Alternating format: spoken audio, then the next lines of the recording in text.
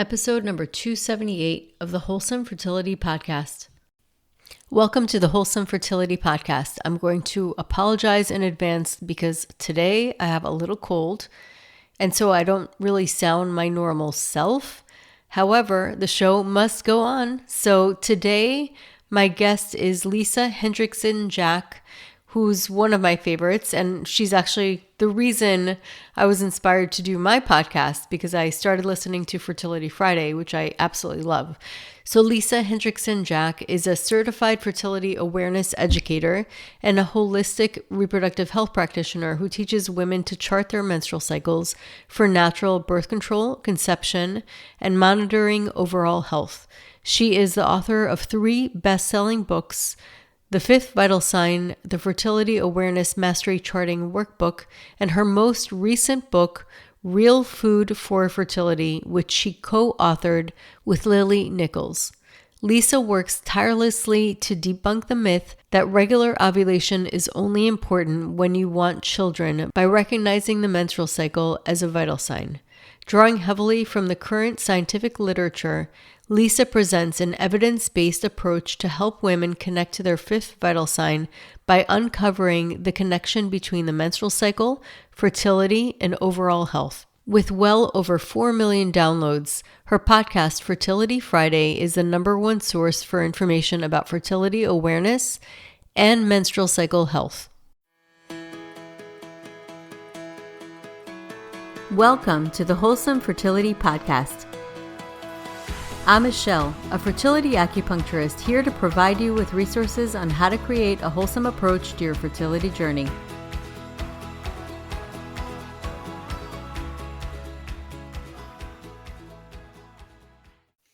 So welcome to the podcast, Lisa. Thanks so much for having me back. Yes, so having you back again, we had a little mishap with the recording for some reason, but we're on a new recording software, so hopefully this is going to be great, and I'm excited to pick your brain again. Awesome. Well, I'm happy to be here. I mean, we can never anticipate the tech snafus. It's part of online business, I suppose. Oh, totally. 100%. So we had so many good things too. That's what's really frustrating. We had such a great conversation about so many things. But for people who are first hearing about this, I know that a lot of people think that there's certain textbooks like menstrual cycles, or they have like sort of an idea in their mind of what a perfect menstrual cycle looks like. And since this is your absolute specialty and you understand it from like A to Z, can you describe what a healthy menstrual cycle should look like? Yeah, I mean, that's a great place to start. And just to put it out there, when I'm working with clients and practitioners, I always say there's no such thing as a perfect menstrual cycle because you're a human, not a Right. robot. And so when we look at what a healthy menstrual cycle looks like, we should be looking at a range. And basically, what I can lay out is the different parameters that we're looking at. Often when I talk about the menstrual cycle, people's minds will go straight to the period and they'll kind of think, okay, well, what is a healthy period? But then they don't necessarily think about all the other parameters. So when we're looking at what makes a healthy menstrual cycle, we can look at the overall cycle length, which ideally would be somewhere between about 24 and 35 days.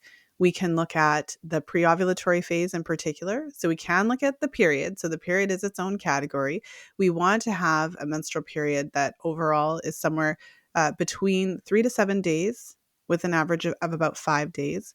And I always say the period should be like a sentence. It should have a beginning, a middle, and an end, and then it should be over. I love that. That's so good.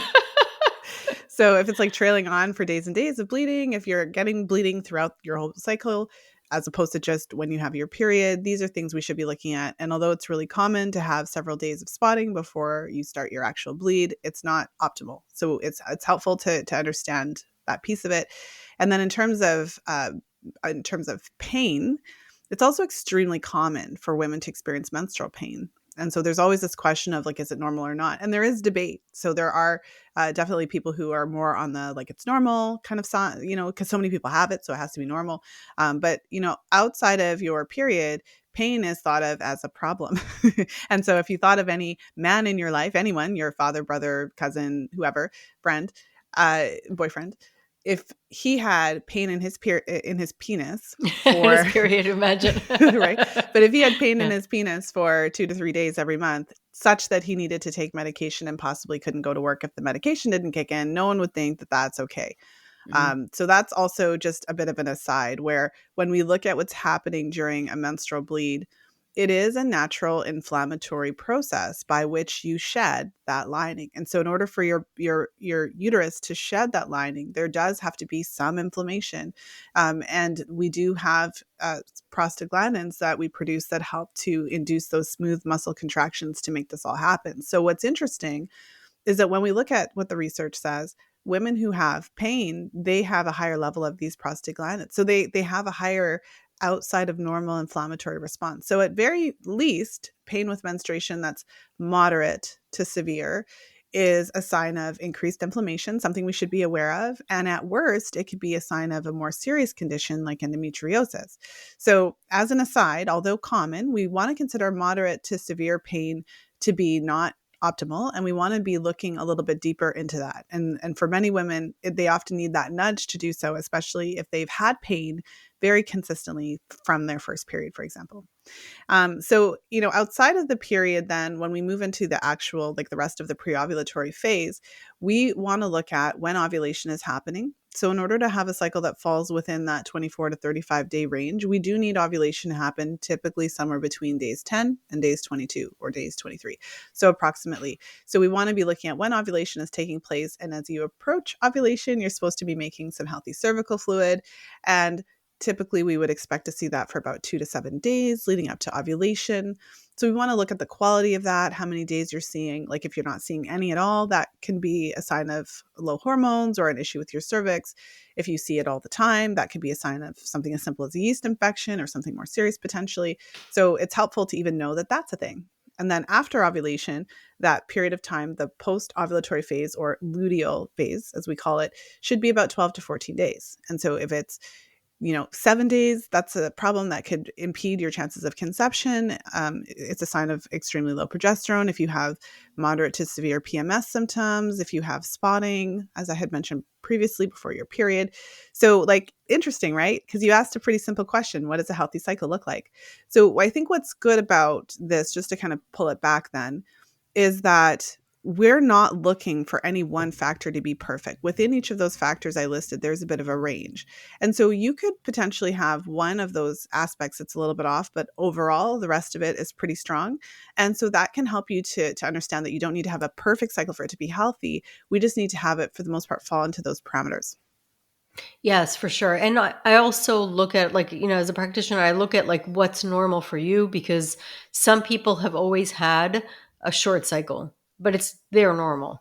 Or, it's usually when things become out of whack for you, or it's kind of like not like they almost have like personalities, Yes. menstrual cycles, Well, right? and I agree with you to a point because Mhm. I used to be one of those people that was like, my cycles are long and that's normal because my cycles are always long, right? Mhm. So when I first started training, so I think there's a balance between understanding what the normal parameters are to make sure you're within them, and then Right. understanding what your normal is. And absolutely, when you're used to experiencing ovulation, in a certain range, and all of a sudden it's like 20 days later, like, yes, we need to be looking at that.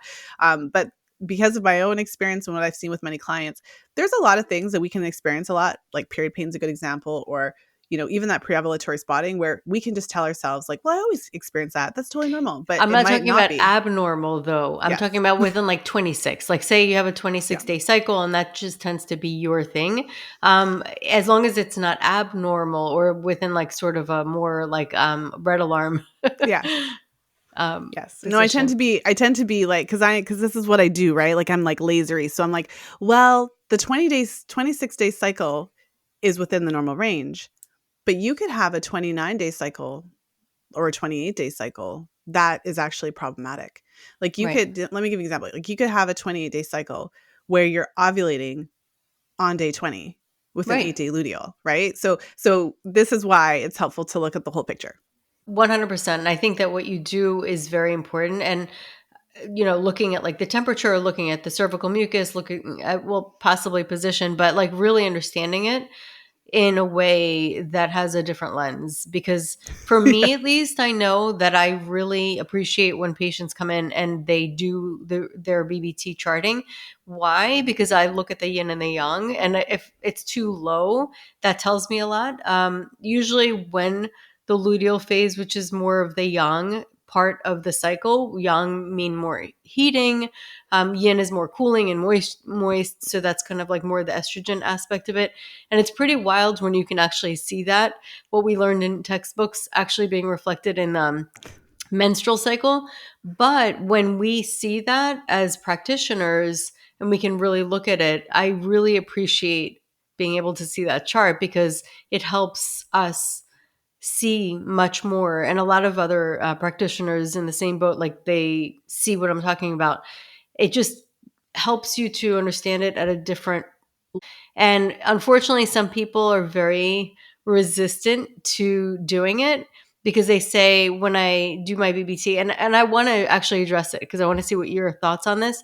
Sometimes people say that if they start to look and like kind of chart their cycle, that it throws their cycle off and that they get really Interesting. stressed out. Yeah. So then I'm like, okay, well, what's the balance, of trying it? And I say just try it out. It's not forever. Like just see what it shows you and then maybe it'll regulate as you're doing it. And I think that there's this resistance to it. Like they're almost overly focused on it and it stresses them out. So Mhm. I wanted to get your thoughts on that. Yeah.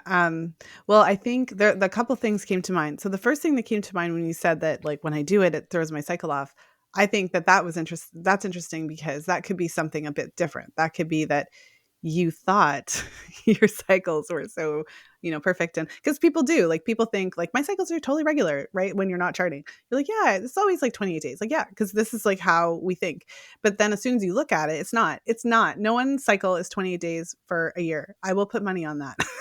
It's just No, not. If no, you're they actually still tracking, used like an app to track the numbers. So they knew what their numbers were, but they didn't do like the BBT and like a yeah. little bit more in depth. Well, I guess the thought that I had around that was that when you actually start to look, you see not necessarily that things are wrong, but you just see more of the nuance that you weren't looking for before. And so you may not have been aware of certain nuances that were happening because if you're not tracking it, you wouldn't be aware of those nuances. So that was the first thing that came to mind.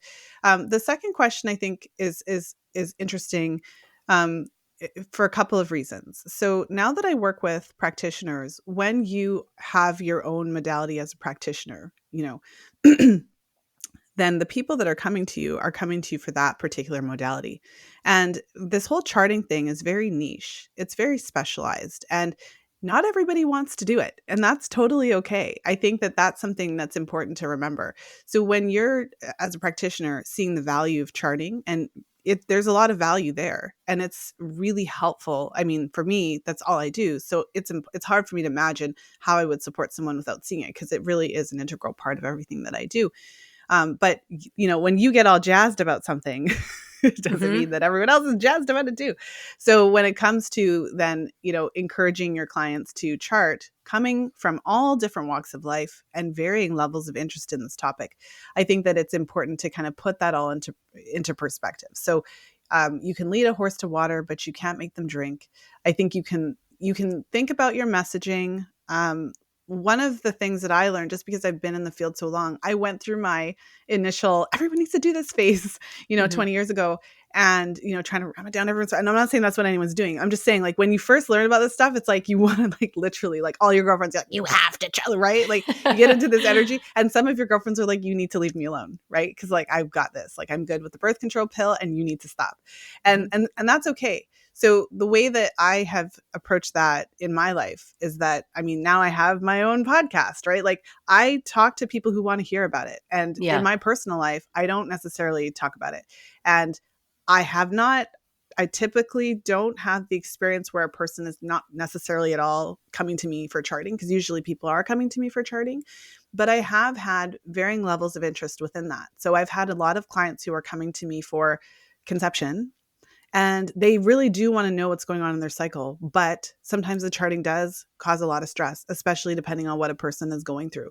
So I've had clients who are super motivated, like dotting all the, I's, crossing all the T's, writing every little notation and notes, and like really, really detailed. And I've also had clients who resist that a bit, and they don't necessarily get into the notations a whole lot. And so a lot of what I do in those situations is we have a conversation and talk through it. It's the same stuff. They're just not writing it down. And I try to help them achieve their goals, meeting them where they're at. Like I can think of several clients who weren't necessarily super into those notations, but through our conversations, like they were still checking, they were still observing their cervical fluid, they were still able to time sex accordingly. And they got a lot out of it. And I really tailored what I was presenting to them to what they needed. And I was always having those check-in conversations. And this is something I talk about with my practitioners, like the whole coaching aspect of it, where you can have your goals. You want to have this person chart, but they can have their own goals. And so sometimes it's like, well, what would success look like for you? I see that you're not really that into the charting, or I see that the charting is causing you a lot of stress. We don't want more stress. We definitely don't want that. What would make you happy? Like, what would success look like after, our several weeks of working together? And maybe she says, I just wanted to understand how to pick up when, like which days I'm fertile. Like, I don't want to like write it all down or anything. I just want to be more confident in identifying that.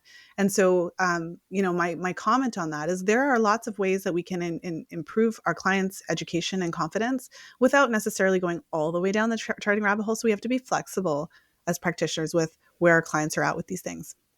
No, I'm with you. And I actually tell them there's a lot of other ways to figure out if you're ovulating. However, I always really enjoy being able to look at the charts because it helps on a different level. As a practitioner, when you have that knowledge, you can still, like, it still comes through and they're still getting so much from you. And I think sometimes it's interesting hearing like the charting instructor saying, you know what, if this is stressing you out, then just, stop. Like I've had that conversation with a number of clients over the years where it's like, if this is too much for you, then just stop charting for a month or two and see how you feel. And the interesting thing is like you stop writing it down, but after you've learned all the stuff about how to identify the fertile window, like it's not like you're going to stop going pee. So you're going to see your mucus and you're still going to have that knowledge and information. You're just finding a way to dance with that information that does not cause more stress. Absolutely. So, as far as birth control pills, I know this is another topic you talk about a lot, and also just like how that impacts the body. So, I'd love for you to talk about like how it impacts the body. And then, if somebody's been taking it for a really long time and wants to get pregnant after stopping, what are some of the things they should be thinking about? I love that question because not a lot of we're just not told how the birth control pill works. I was actually listening to someone, kind of a prominent person, talk about the birth control pill yesterday, and it was really great because a lot of what she said was on point. But she did say, well, the pill tricks your body into thinking that you're pregnant, and so these are some of the myths that we still have today about how the birth control pill works in the body.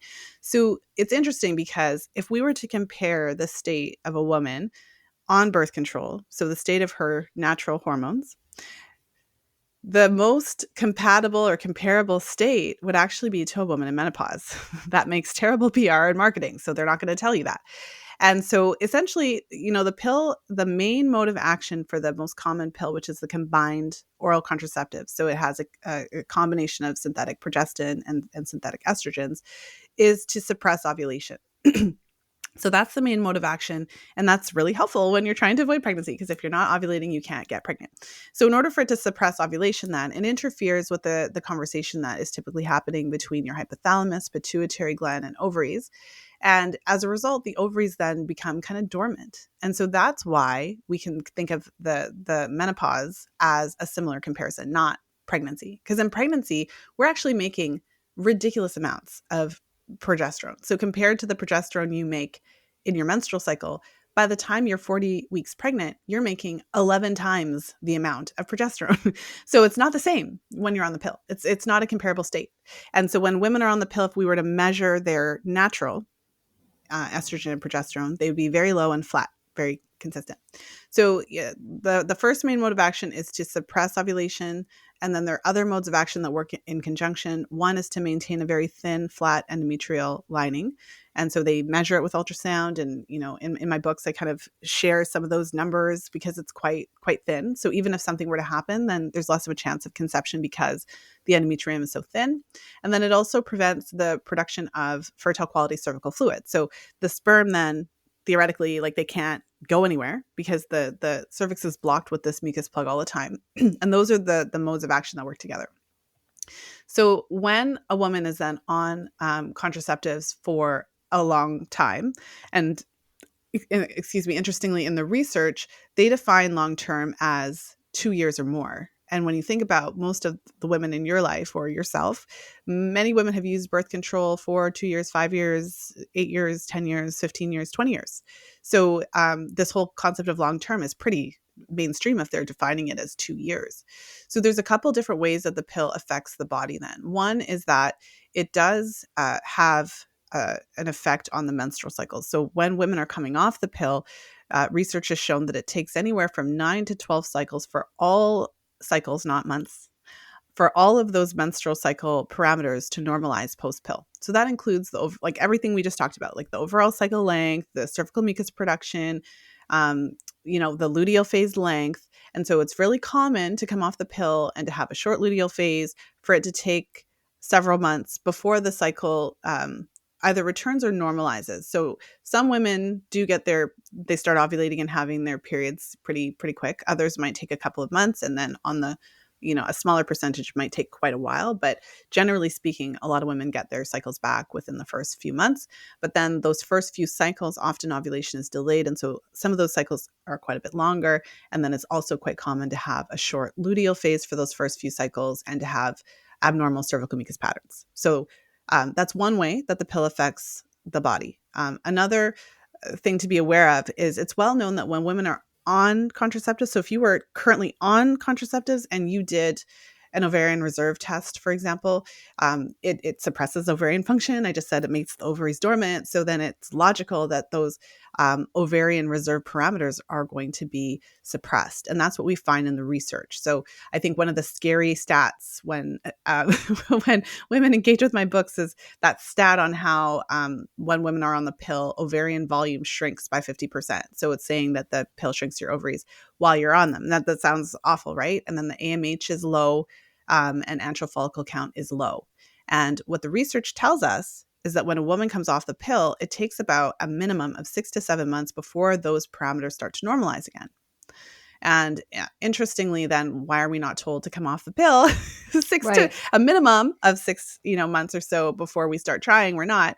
But that's something important to know as well. So I don't say these things to scare you, because obviously some women do come off the pill and get pregnant, right off the bat. So it's not even to say that you can't, but we want to acknowledge that there's a temporary period of subfertility post-pill. And so the other way, so I talk about kind of these 3 ways that the pill affects the body. So I mentioned the menstrual cycle, effects on the menstrual cycle. I mentioned the effects on the ovaries.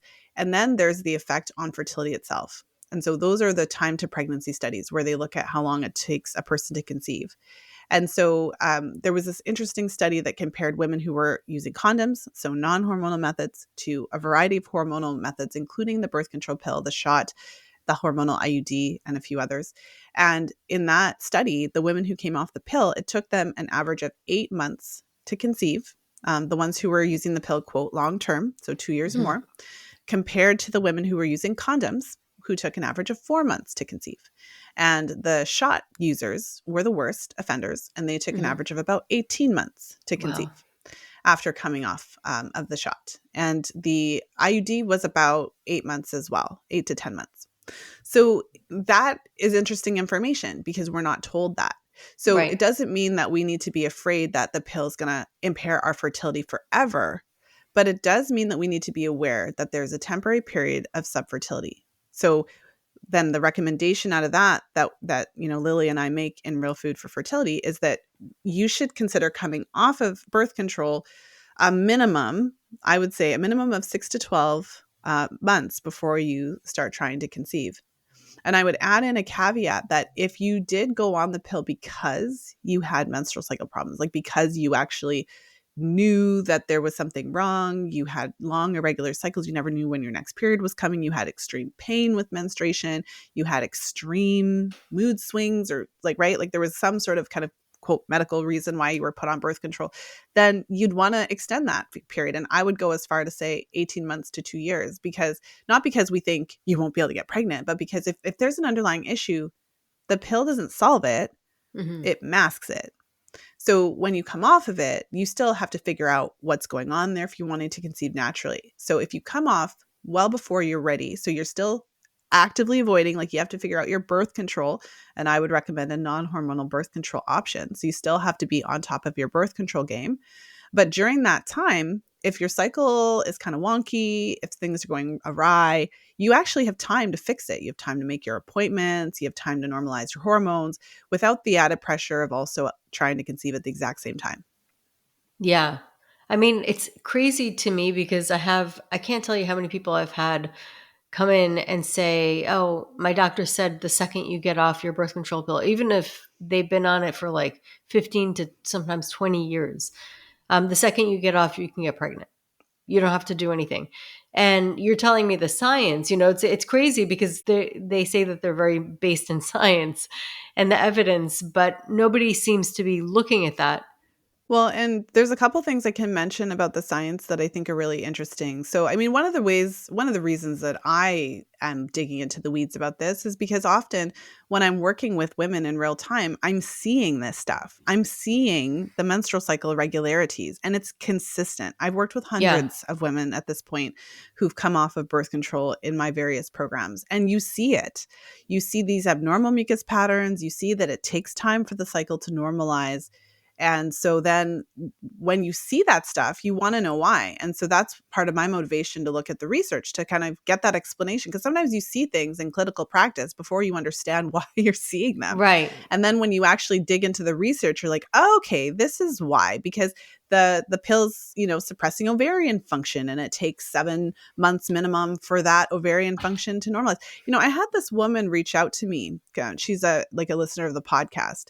And she kind of independently had this experience. She came off the pill. She was in her late 30s. And then she got her AMH and her ovarian reserve parameters tested right off the bat because her and her husband wanted to conceive. And they came back so low that they told her, and this is a whole other topic if you want to go into it, because we can, but they told her, okay, your AMH is so low, you won't be able to conceive and all that kind of stuff. And so then she was devastated. It was like a whole thing. She was like, what's going on? And she was trying to do her research. And again, she was a listener of the podcast. And then she ended up independently requesting her ovarian reserve parameters tested several times during the first year after the pill. So I don't have the data in front of me because she actually sent it to me, and I invited her on the podcast and we talked about it. It was a really interesting episode.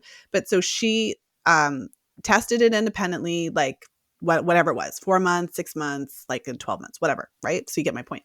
And interestingly, by the 12-month mark, the AMH was rebounded quite well to the Mhm. doctor's astoundment, if that's a word. And it aligns with the research study that I cited in that book. Now, in that study, they only went to the 6 to 7 month mark. In her case, she just independently chose to demand these tests and saw the results for herself. And so, again, it's really interesting information. So, what I wanted to say about the research and what's interesting about it is that it's harder to find studies that actually break down the data like month to month, or even just not just at the year mark. Most of the studies, if you look, because I did, and a lot of the newer studies that are coming out, they just tell you at the year mark. And so when you have a study that's saying X percentage of women conceived at the year mark, the pill is a reversible contraceptive method, it's all good, goodbye, get out of my office.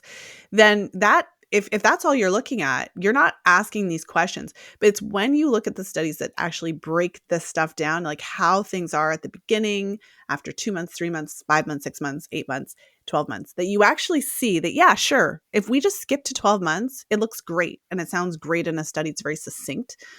But the emotional damage, my kids they have all their slang, emotional damage. So if anyone has like 10-year-olds, they're going to be laughing with me. And everyone who doesn't is like, what is she talking about?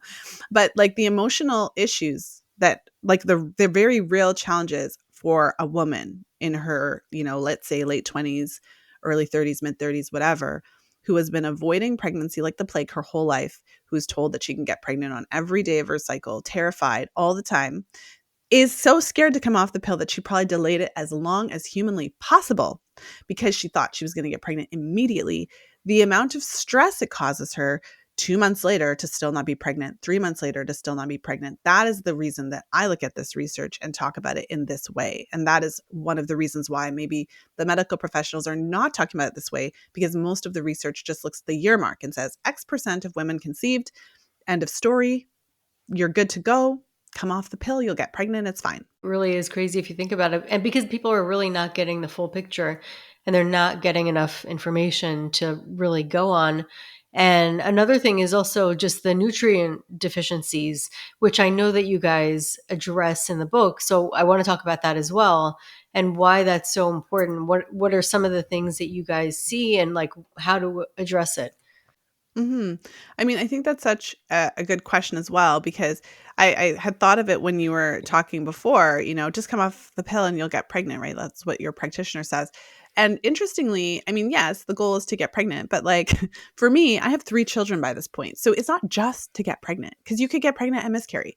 You could get Right. pregnant and have an awful pregnancy. It could be a very difficult time where you're feeling really ill and sick, and therefore you're not even able to eat the best. You have these plans to like eat all this good food during pregnancy, and then for many of us, including myself, I had a lot of nausea. I didn't have a lot of vomiting, but I had a lot of nausea in especially my last pregnancy in the first several months. And so you don't always have the opportunity to eat all the good food you were planning to eat. So when it comes to what the goals are, I would say on my client's behalf that yes, the goal is to conceive, but it is to have a healthy child. It is to be a healthy parent. It is hard to parent, even if you are nourished. Mhm. If you are, like most women, deficient in iron going into pregnancy, studies show as few as 20% of women go into pregnancy with sufficient iron stores. I mean, it's even harder to parent when you're nutrient deficient at the end of this process and you're low in iron and every other nutrient known to human beings, and your thyroid is acting up and whatever. So I would go further and say, okay, it's not just about getting pregnant. It's about having a healthy child. And if we have the opportunity to optimize, it's not just going to help the child, it's going to help us as well. So some of the nutrients that are depleted by hormonal contraceptives are it's like the exact ones we need to make healthy babies. It depletes our B vitamins, particularly folate, and B12, and B6 is particularly bad. It depletes our coenzyme Q10, which anybody who's in the fertility space knows is essential for optimal egg and sperm quality and overall health.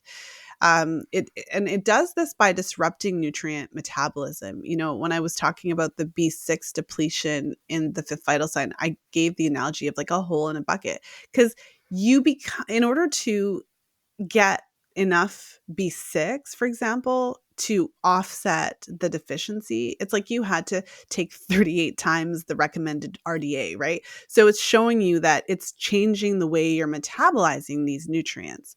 So just by coming off of it, your body would then start metabolizing those things normally. And so maybe like the hole stops, like you stop up the hole in the bucket, but you would still want a period of time of focused nutrition so that you can actually build back up those stores. And there's other nutrients, including zinc and magnesium, selenium, phosphorus. It increases your requirements for vitamin A and vitamin C. Like it's interesting. And this is well known. And, even I had an interesting pharmacist on my podcast years ago. And like pharmacists are super interesting because like they study all the drug interactions. And I mean, he wrote a whole book on how the pill depletes all these nutrients. And he's kind of arguing, like, why aren't we telling them to take a vitamin or something? Like, we know that this Right. is happening. And the Yeah. vitamin doesn't make everything better either. It just Right. like puts a little, like, it's like damage control until we get off of it.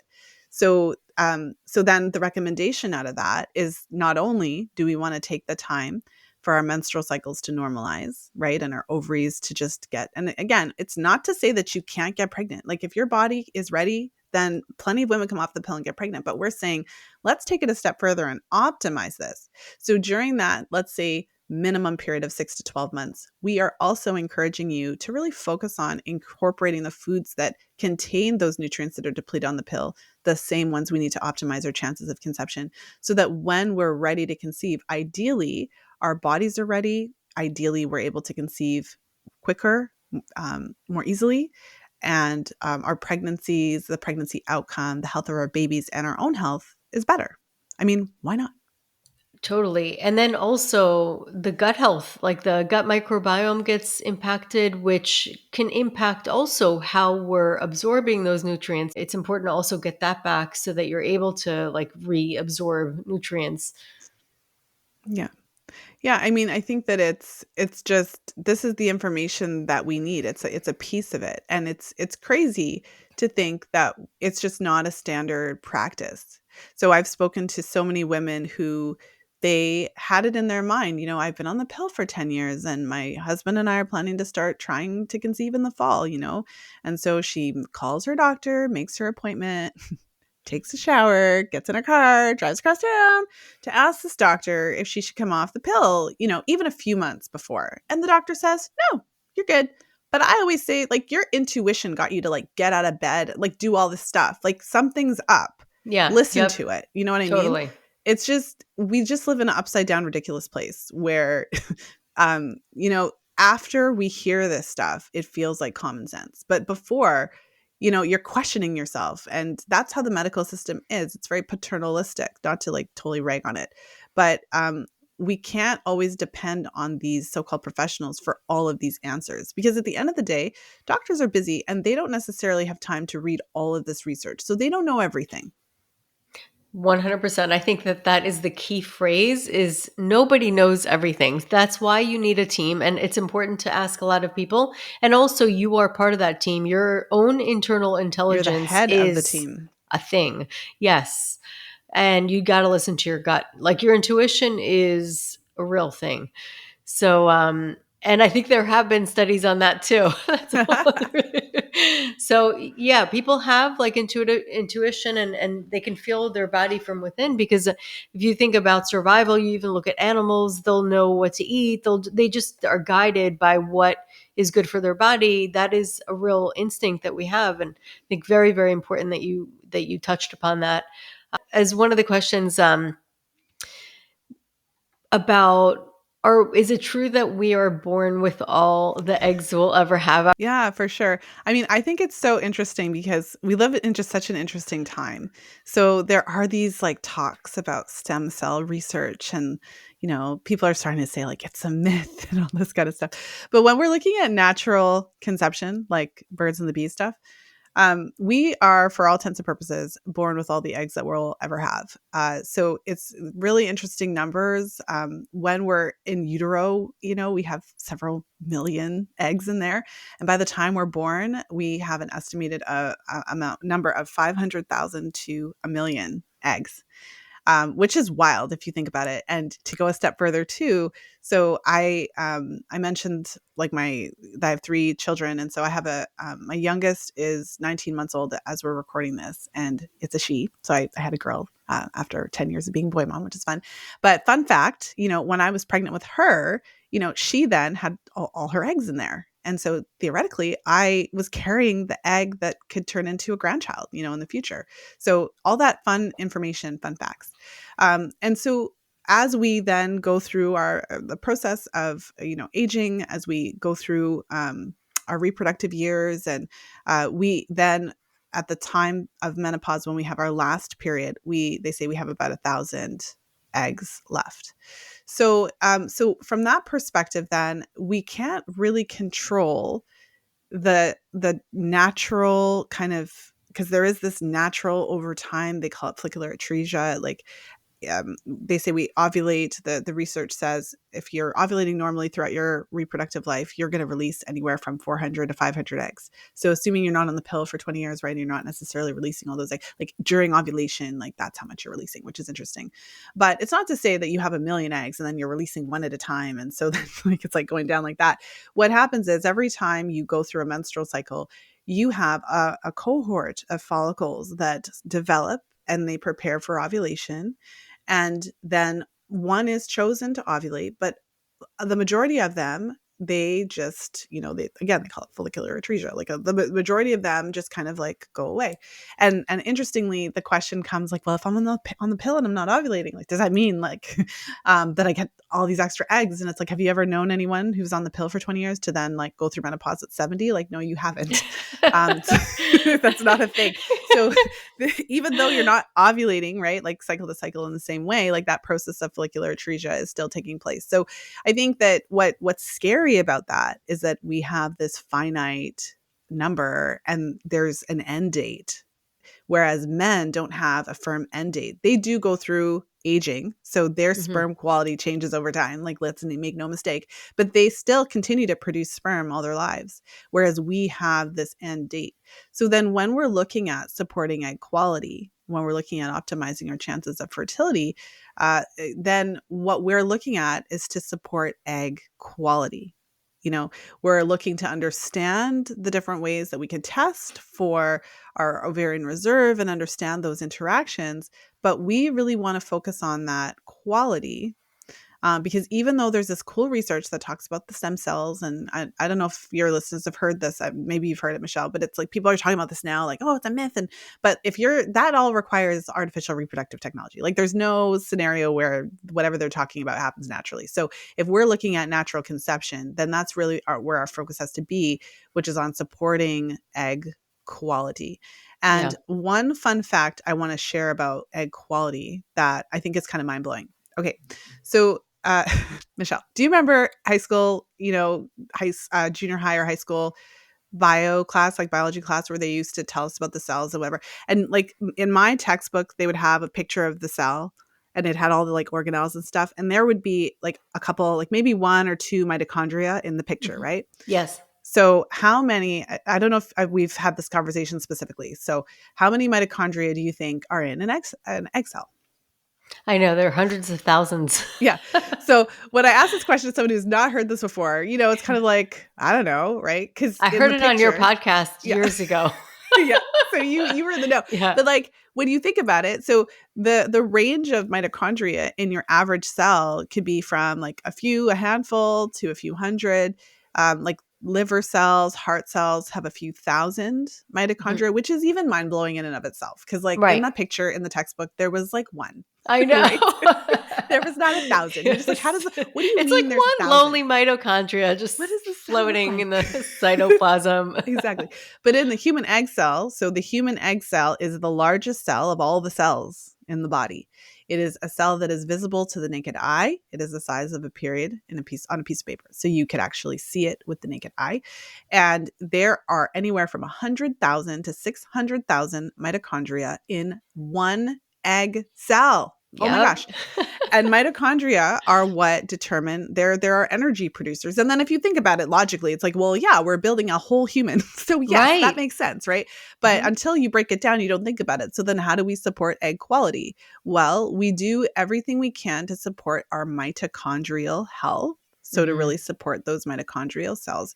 We also do what we can do to reduce what they term oxidative stress, which is damage due to oxygen. So I always think of the example of like if you peel a banana and it turns brown, but if you dip the banana in, you know, uh, lemon juice or vitamin C water, then it Mhm. doesn't turn brown. So it's those two things play a big role in supporting mitochondrial and overall egg quality.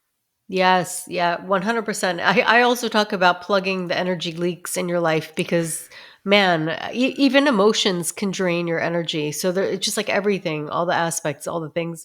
And I want to talk really quickly because I know we're kind of running out of time about sperm health because we had a really good conversation on the recording that didn't work out. And I want to talk about the parameters of sperm health today, what they used to be and how they've changed and what we're seeing just overall, like now versus before. Yeah, I mean, I always get excited to talk about all of these topics, really. Like the egg quality piece is super interesting, and then the sperm quality.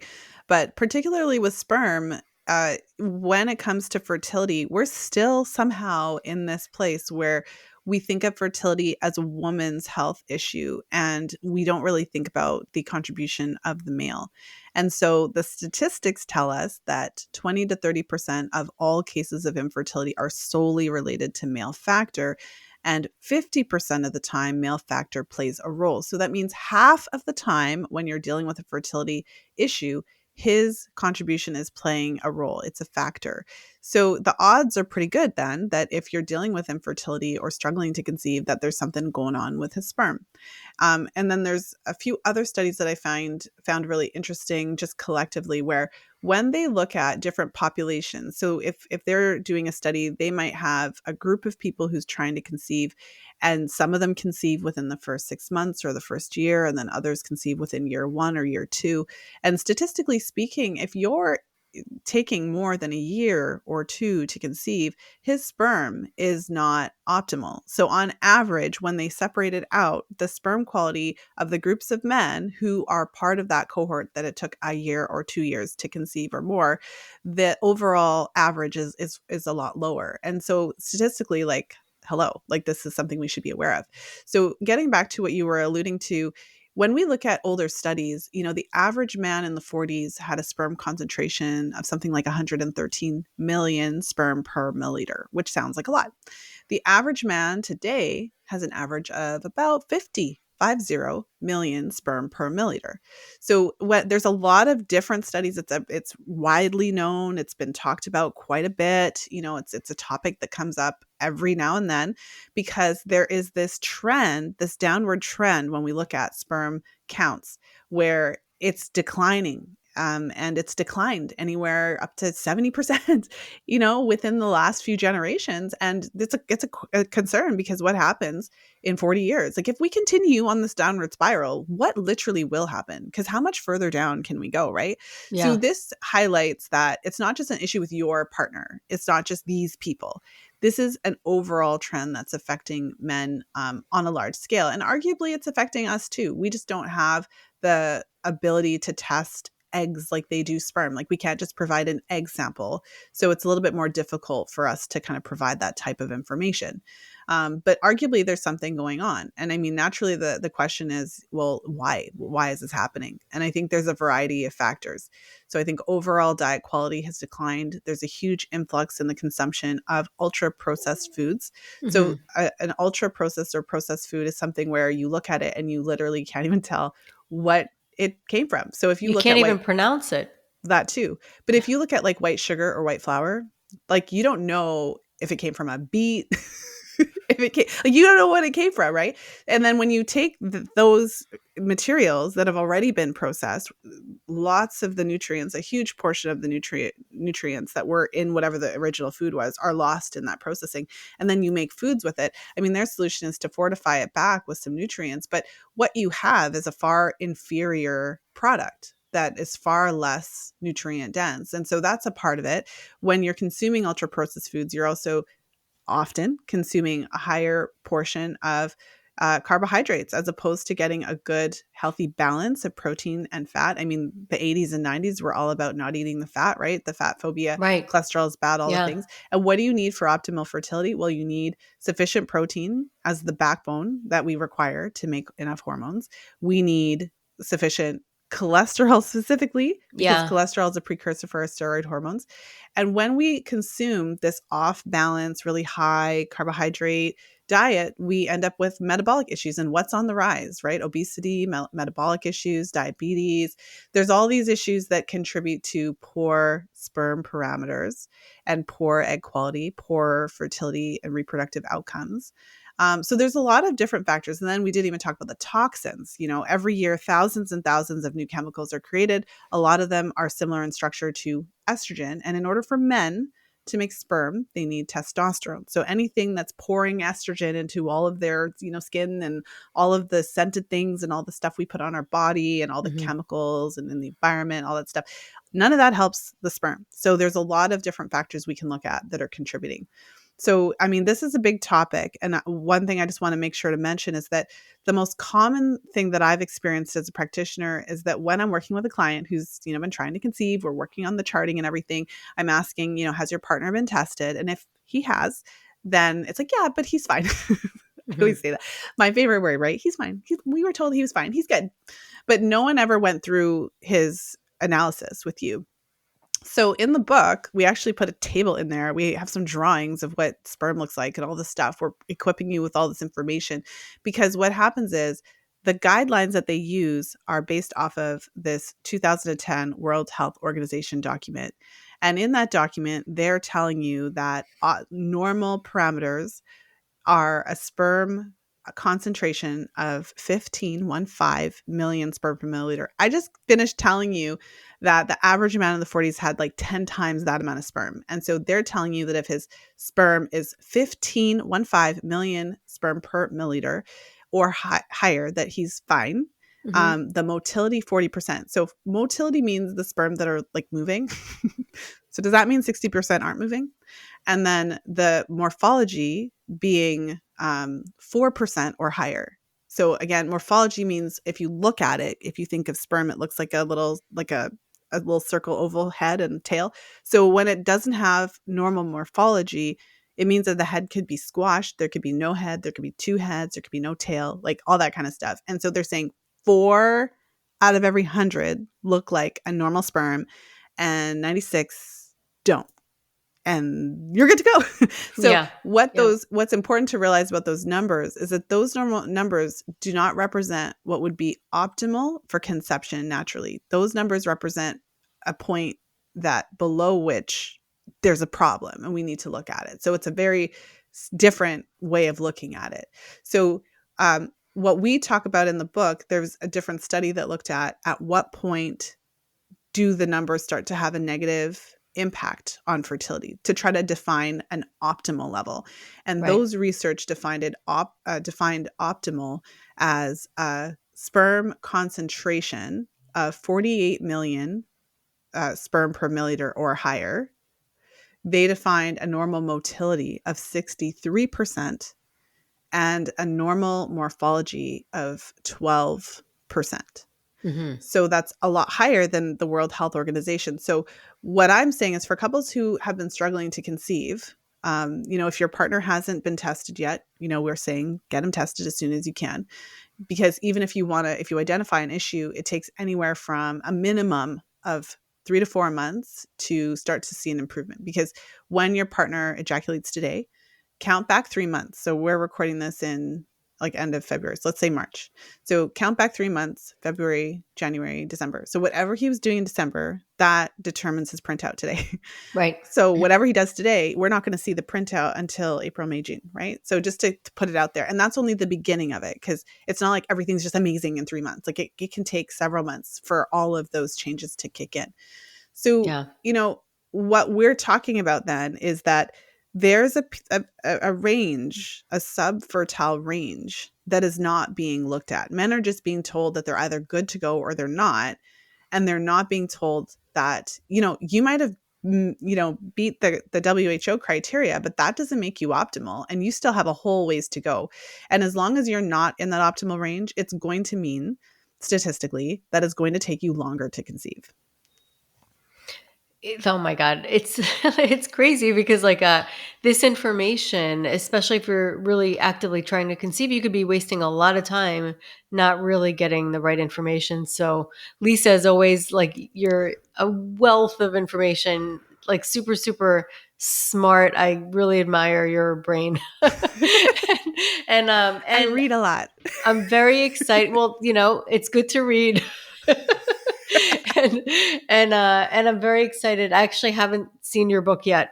I read the first chapter. I did opt in for that. So I'm very excited because it is so rich with the information. I feel like it's really going to benefit the community in such an empowering way. So I think it's amazing that you guys did this. Like, really, it's such a contribution, like, because a lot of people don't really know all those details. And I know that you really went into like deep studies and are presenting people with information that is not something that they're going to get presented with by mainstream. Let's just say mainstream.